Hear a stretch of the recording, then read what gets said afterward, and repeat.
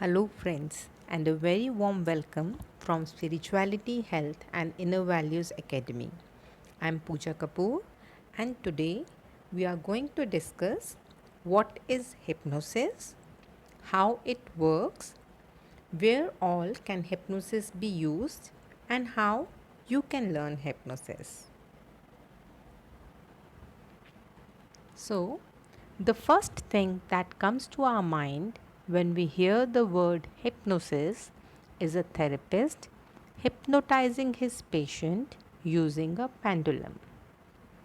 A second dreadful thought immediately follows, wherein we imagine the therapist controlling the hypnotized patient's mind completely and making him do things like robbing a bank, or maybe barking like a dog, or jumping like a frog, etc. Well, considering this, it is not hard to imagine why people might have reservations about this form of treatment.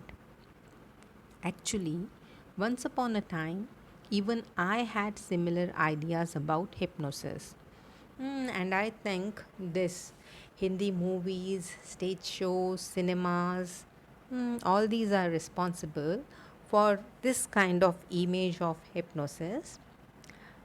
However, as I gained more knowledge about hypnotherapy, some of my misconceptions were cleared and it made me realize the true potential of this form of therapy.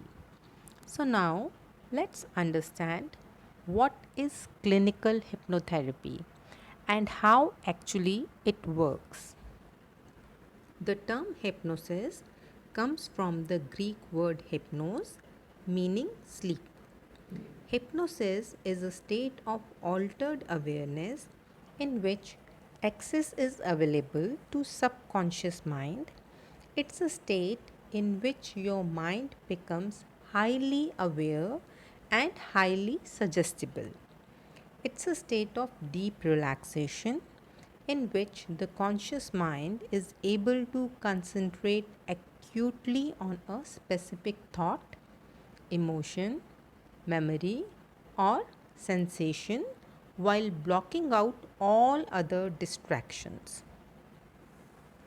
Unlike the sleep state, in which you are oblivious of what is happening around you, the hypnotic state is one in which the conscious mind is awake and aware of what is going on, simultaneously providing access to subconscious mind.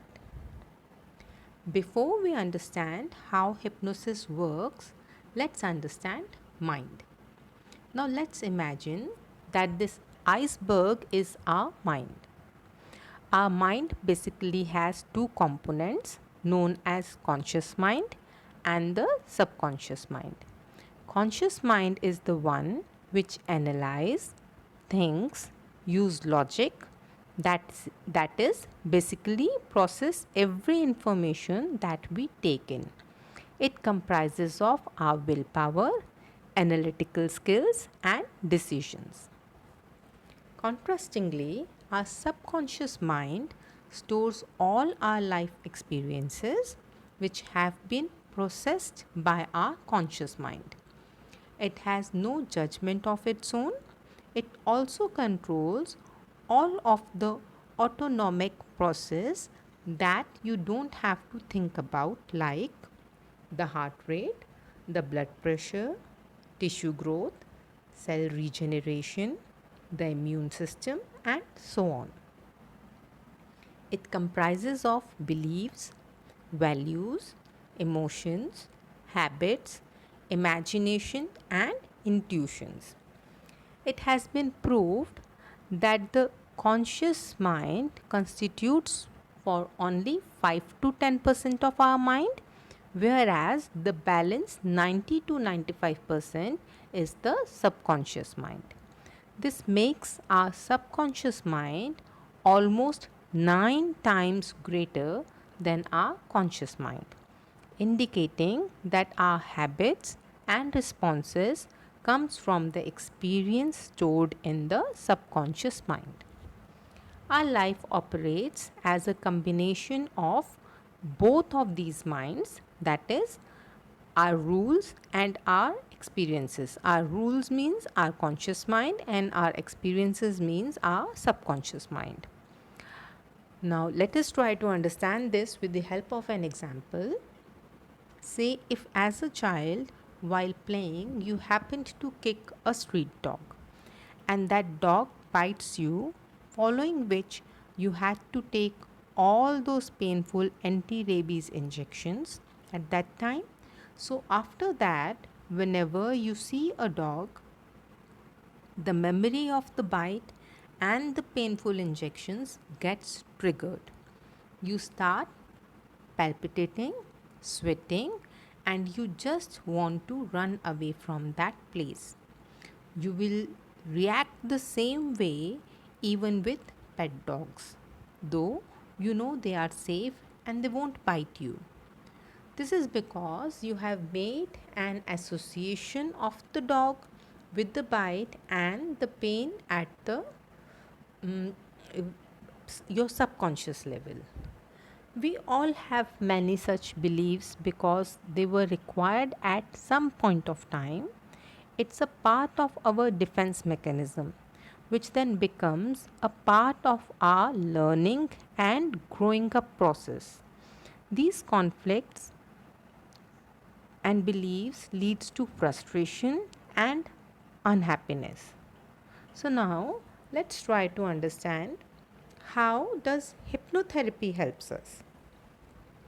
During hypnosis, the therapist guides you into your own subconscious mind and helps you see your own thoughts more clearly. Once the cause is known, the therapist helps you disconnect from the beliefs and associations which you no longer require. The therapist also takes you to the first event which triggered this particular type of response, understand it, and neutralize the emotions around it.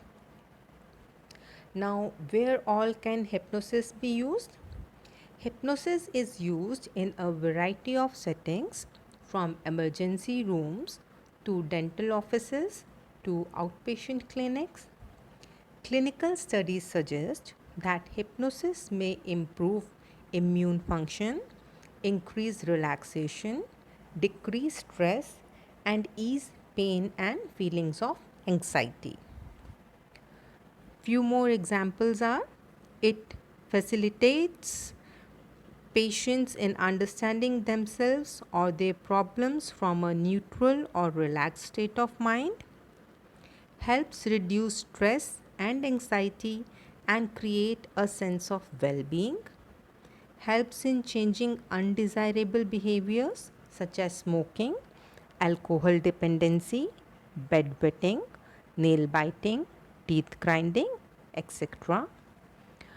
It is also useful for pain management in case of chronic diseases like cancers, childbirth, burns, etc.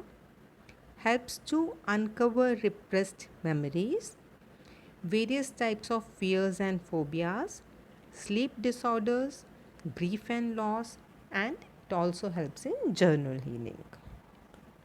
So, thank you so very much for watching this video. And all those who are watching this video, if you wish to learn hypnotherapy, you may fill in the form given in the description box, and coordinators from our academy will call you or they'll contact you. Thank you.